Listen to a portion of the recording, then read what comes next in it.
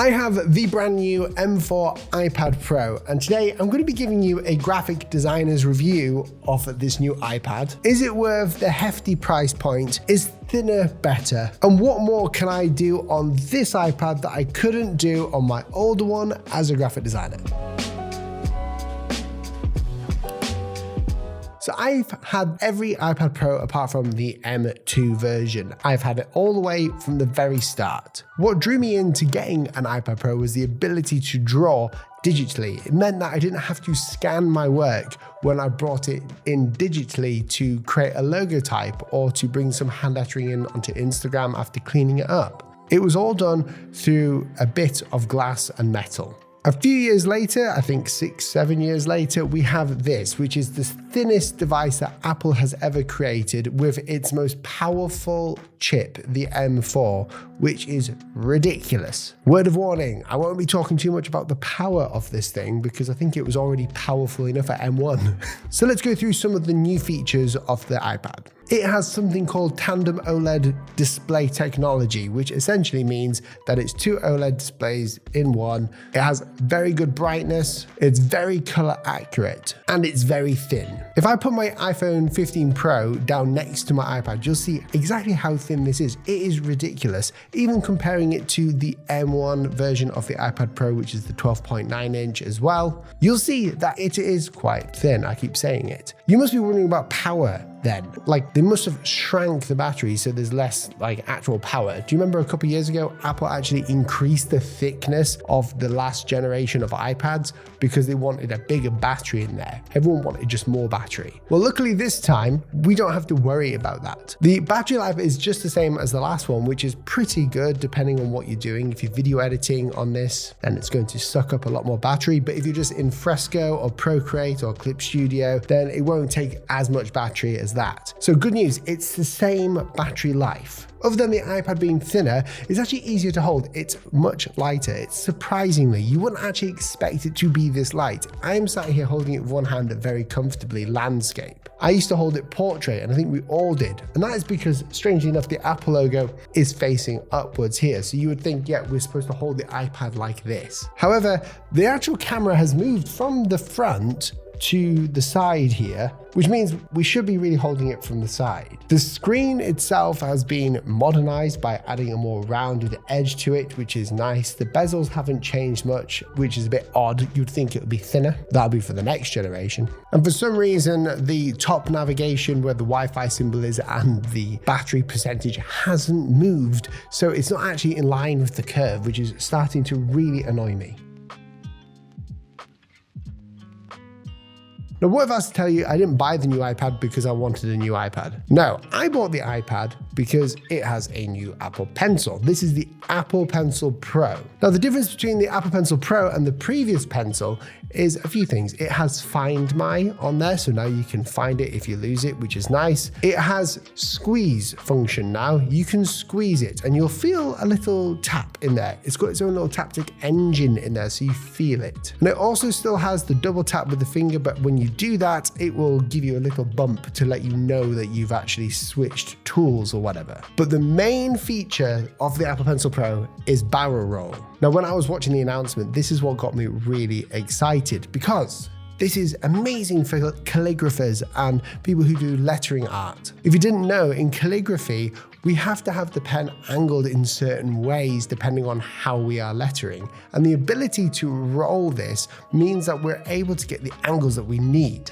A lot of people out there have basically no idea why this rolls and why it's needed, but this is the main feature of that event, in my opinion.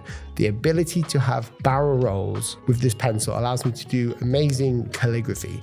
The problem is, Procreate haven't updated the app yet, so it doesn't work as of right now. Now, I've tested all of the apps for the iPad, and the best one for me to test to show any graphic designer out there is Adobe Illustrator. There is an iPad version of Adobe Illustrator, and it works really well with the new iPad. It's fast, smooth, and responsive. It doesn't heat up anymore. My old iPad, the M1, used to heat up a lot when it was using Adobe Illustrator. Procreate runs like a dream, however, they haven't updated that, and Fresco runs like a dream as well. well. However, they haven't updated that either. So I can imagine that when they actually update these apps to feature barrel roll, that it's going to be a heck of a lot more fun to use. One thing that I always struggle with when I get a new iPad is that glass display. Listen to this.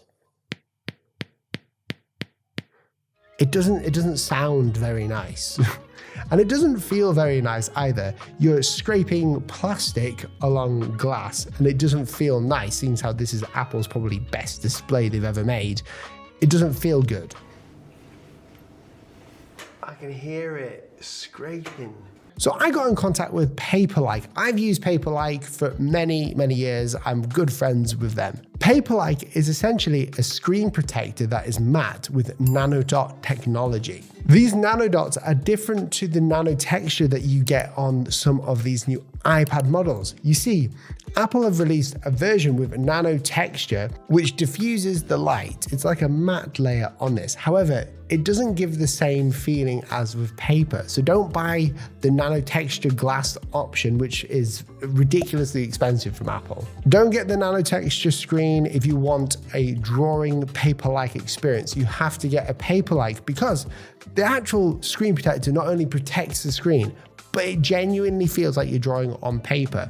Your hand doesn't stick to the iPad. You don't feel like you're cracking or scratching your screen. And it just feels so much better. It's hard to explain. You really have to get one to try it. So if you've bought the new iPad or you have another iPad, go ahead, click the link down below and get your new Paperlike. It's easy to install. There's loads of videos and they have a load of other screen accessories for you to use as well, like pencil grips, screen washing, digital illustration gloves. They have the lot. So go and check them out, and thank you to Paperlike for sponsoring this video.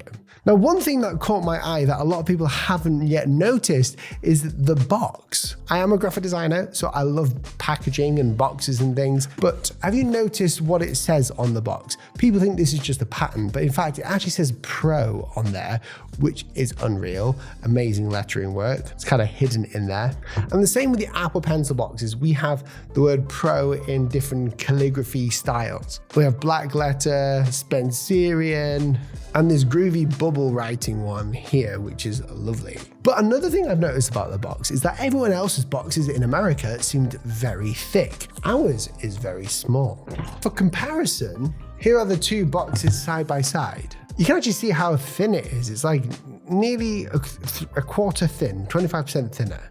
No, it's just a little over half thickness. And that is because Apple didn't provide us with a charging brick in here, which I'm not too fussed about. However, what I am fussed about is the price that this costs. Obviously in America, you have sales tax, but over here, we spent £1,400 or something on this, and you don't pay anywhere near that if you're in America. And we get less stuff in it, like a charging brick, which costs us £20. If you're not fussed for that, then that's fine. Most people probably aren't, but I thought it was important to pick that up. Now, obviously, I didn't get the M2 iPad. I stuck with the M1 iPad because I didn't feel there was a big enough change to go from M1 to M2. I felt like most of the apps that were on there weren't utilizing the power of the M1 anyway, so why should I bother going to the M2? Well, one feature that is actually pretty nice to have is the hover. Now, I use Wacom graphics tablets all the time, and we hover our pencil on top of those tablets, and that moves the cursor.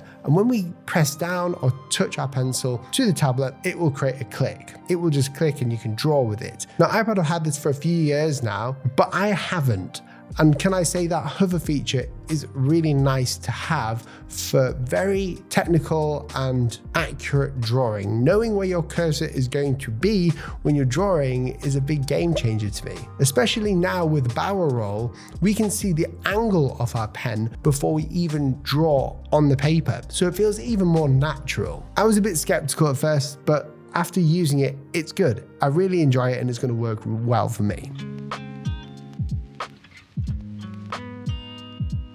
So in reality, I didn't buy this new iPad because I wanted a new tablet. I had to buy the iPad because of the new pencil, which is odd. Now you see, the new Apple Pencil Pro does not work on any other iPads other than the newest M2 iPad Air and the M4 iPad Pro. And they say that is because they had to change some of the charging technology in the pencil so that it could attach and charge like this again. That's all well and good if you don't mind spending the money on a new iPad, getting all the things that you want out of this new bit of technology. However, for me, I just like drawing on the thing. There's an argument to be made that I should have just bought the M2 iPad Air, which would be a great argument. I thought I would just point that out to you because if you're wanting to get the new technology, the barrel roll, the squeeze gesture inside of the new Apple Pencil Pro, then you need the new iPads.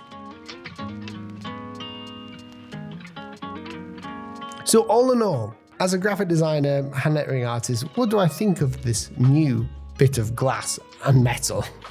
Well, for me, it does the same job as it did before. I can draw on it, I can write, I can watch videos, I can sketch, write notes, but now I can just do it better. I feel I have more accuracy because of the hover feature and because of the barrel roll. And obviously because it's lighter and thinner, but not any smaller, I feel I can use this wherever I want. I can actually hold onto it here and draw with it in my hand, or write a quick note or draw a quick sketch. I can bring this around with me and it isn't impeding too much. I guess the only problem with that is that it feels like it's going to break on you. It feels so thin, which makes you feel like it's very delicate, so you don't want to break it. Should you get an iPad? Well, depending on what you do, if you're an illustrator, designer, whatever you do, if it involves drawing, then the iPad is always a great shout. I'm a big fan of digital art and the fact that we have apps like Procreate, we have Adobe Illustrator on the iPad, we have Affinity Designer as well. It really is a creative powerhouse, and I'm looking forward to seeing what apps we'll utilize in the new M4 chip. If you enjoyed this video, press the subscribe button down below and I will catch you in the next video. Let me know your thoughts on the new iPad down below.